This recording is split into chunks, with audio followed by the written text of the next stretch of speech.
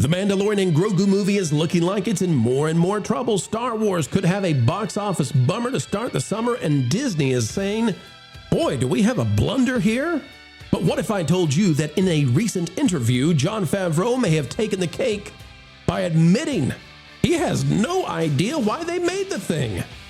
But we do, and we'll tell you why Disney decided to jettison all those other Star Wars films in favor of Mando right now.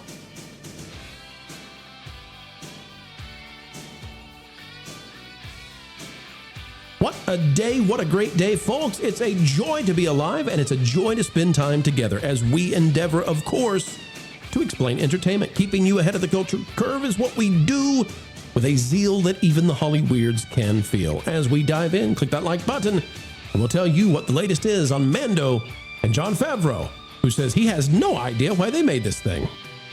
All right, ladies and gentlemen, we are now looking at a story that is bewildering at best. Geeks and Gamers Marvin Montanaro writing this one. Jon Favreau admits he's not sure why Lucasfilm decided to make a Mandalorian movie. Boy, the marketing on this just keeps getting better and better. All right, what's he say?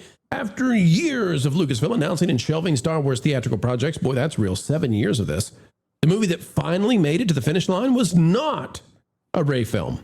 It was not a Rian Johnson trilogy or Kevin Feige's now abandoned entry into the galaxy far, far away. And we can add more to that too, by the way. We could talk about Mangold. Remember that? Supposed to get a Mangold movie. Remember? Where's Taika Waititi?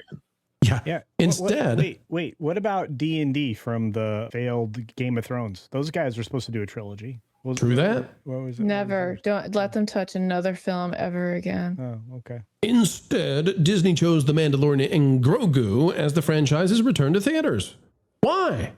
Well, we don't know. And the strangest part is even director Jon Favreau apparently isn't entirely sure why. In an interview with Games Radar, Favreau openly admitted uncertainty surrounding Lucasfilm's decision to transition The Mandalorian from Disney Plus television into a theatrical film. Quote, I'm not sure what exactly, why we were asked to do this, Favreau admitted. That quote alone isn't raising eyebrows among fans already questioning whether the upcoming film needed to exist in the first place. While Favreau admitted confusion over Lucasfilm's decision-making, he also offered his own theory for why the Mandalorian Grogu movie became Disney's chosen theatrical comeback vehicle. He says, I suspect it was because these characters that people, even who hadn't seen Star Wars, may be aware of, especially Grogu. Baby Yoda was everywhere. But Jonas, I think Favreau is feigning here some ignorance as to the facts. Jonas, what's the real reason that Favreau must know for why Disney chose to move this from being a TV show to a movie? I personally think that Nelson Peltz needs an executive producer credit on this film, just personally speaking. There was a long, long time ago, not that long ago, where Nelson Peltz came in and invested a large sum of money into the Walt Disney Company. And he also had other shareholders within the Walt Disney Company say, hey, Nelson Peltz, we like what you are saying about the Walt Disney Company. Would you try to force a campaign to get a couple of board seats on that fabled Disney Company board and make some changes within the company? What were the primary complaints? Well, everything stinks. But more importantly, Disney Plus is not profitable. And what is one of the things that Disney Plus could do to be profitable?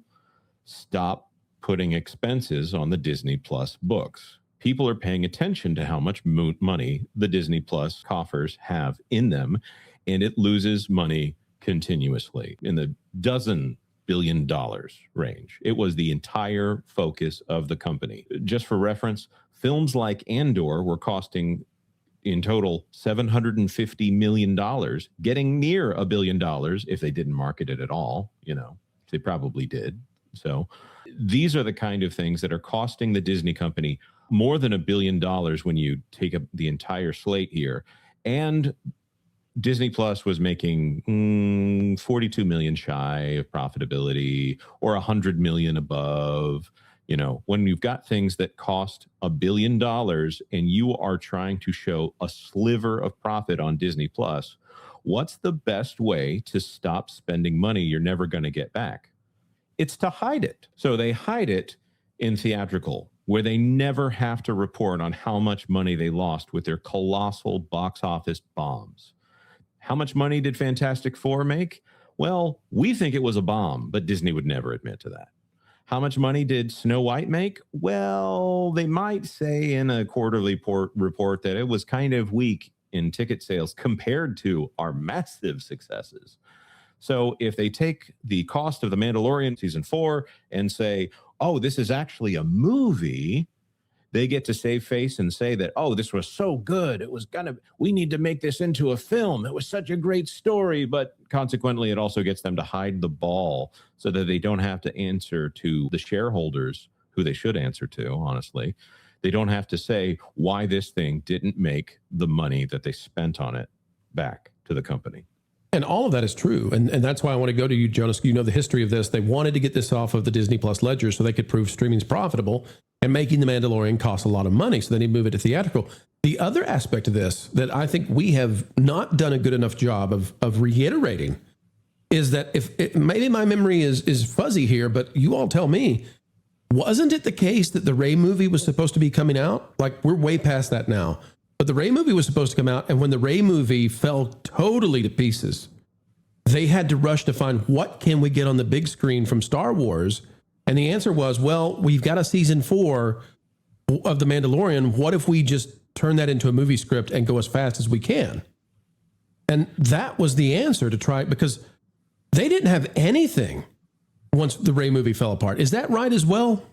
Well, what's funny is I think there were 15 movies in development that had been announced at one point or another under Kathleen Kennedy. And since 2019, this is the first Star Wars film to make it into theaters. Somehow, miraculously, Sean Levy comes in, makes a movie, and I'm pretty sure Star Wars Starfighter has wrapped filming, and it will be coming out, next year? I don't know. I don't keep track that specifically on the schedule. And then he's moving on to go back to Netflix.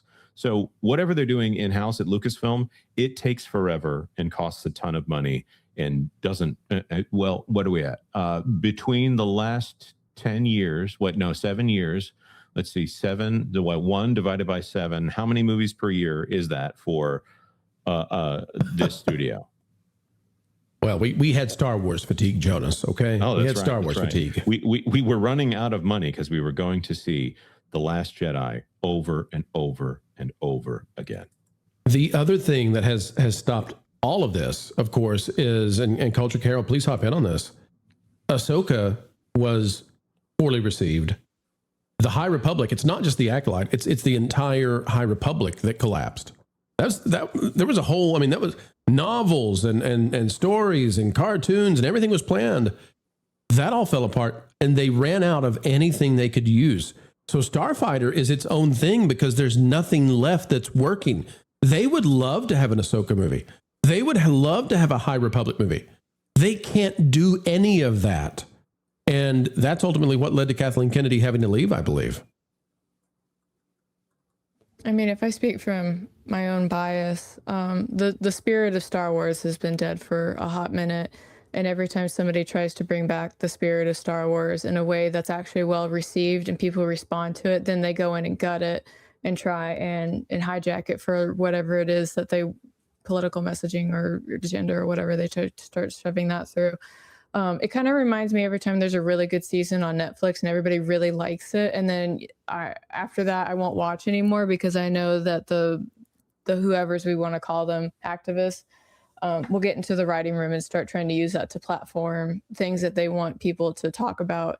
And maybe if whoever this new wave of Star Wars writers would be, I'm available and I'm super cheap if anybody's watching. But whoever they bring in, if they just keep in mind that people want to lose themselves in an adventure and watch heroes struggle, overcome, and somehow save the day, then they'll bring the fans back. Phase is super broken as far as I'm concerned with the Star Wars fandom, but it really just takes one good thing, right? And then we'll come rushing back and we'll support it with all of our money, love, and talk about it and start saying this is the way all over again. Culture, do you think that's true, or do you think is there damage in the story, in the timeline, that has to be cleared out from Star Wars?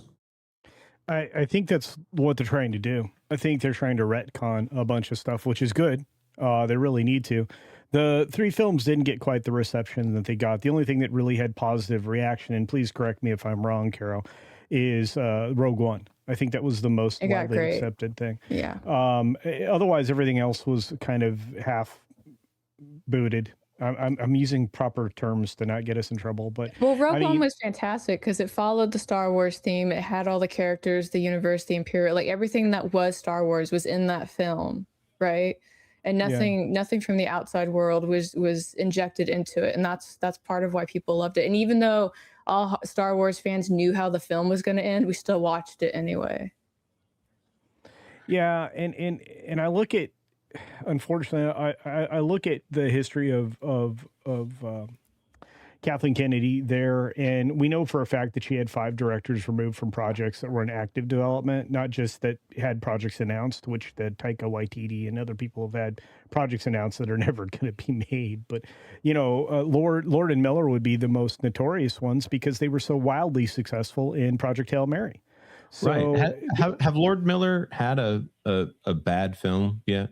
No, which is why pulling them off of that film and having it completely redeveloped from the ground up by Ron Howard made little to no sense. I mean, reimagine that. But look, let's put this to a different conversation because they took Josh Trank's film away. He was going to direct a standalone Star Wars anthology film based on Boba Fett. That was scrapped and turned into some kind of nightmare called The Book of Boba Fett.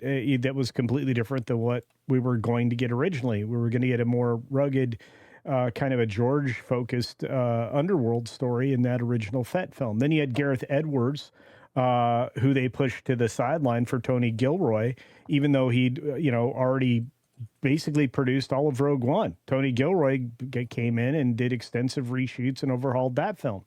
Colin Trevorrow, as Carol mentioned before, somebody who was removed from, as the original director for The Rinse of Soybeans, and you see what happened there.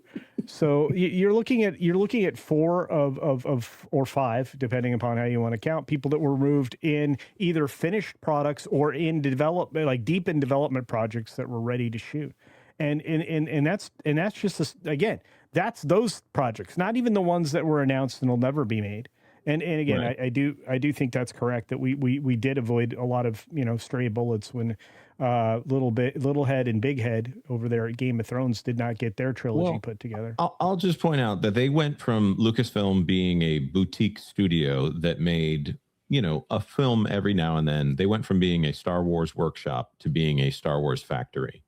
And if you have a factory process where you're trying to make a film every year and alternate years what kind of film that is, that's a completely different animal. That's what they were doing at Pixar, and that's what they were doing at Walt Disney Animation. That's a very different thing than okay, we've got 3 Star Wars films, and we're going to go, there'll be some novels, and then they're going to have 3 more Star Wars films. I think honestly, they would have probably abandoned the trilogy model and just kept going with these things if they had actually been successful. If it had been, okay, 2 billion, 2.2, and 2.3, sure, we'd be seeing a lot more of Rey Skywalker right now. But instead, it was 2, then it was 1.5, then it was, by the way, in the middle of that, 300 million or something like that for Solo, a Star Wars story, and then it was 1 billion for the close of one of the most expensive films ever made. Which, why is it one of? Because Disney's going to try to top that with Avengers Doomsday.